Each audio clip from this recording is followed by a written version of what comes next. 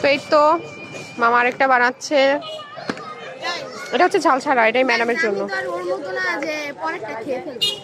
Yes, এটা হচ্ছে এই যে আমার।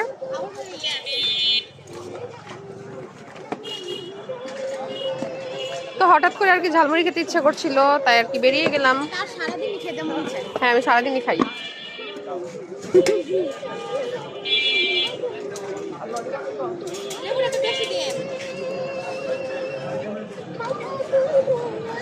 তুমি একটু ক্যামেরাটা ধরো, আমি একটু খাই। এদিকে ধরো না, দেখা যাবে। এই যে খাওয়া শুরু করে দিছে, মানে তার আর তর সইতেছে না।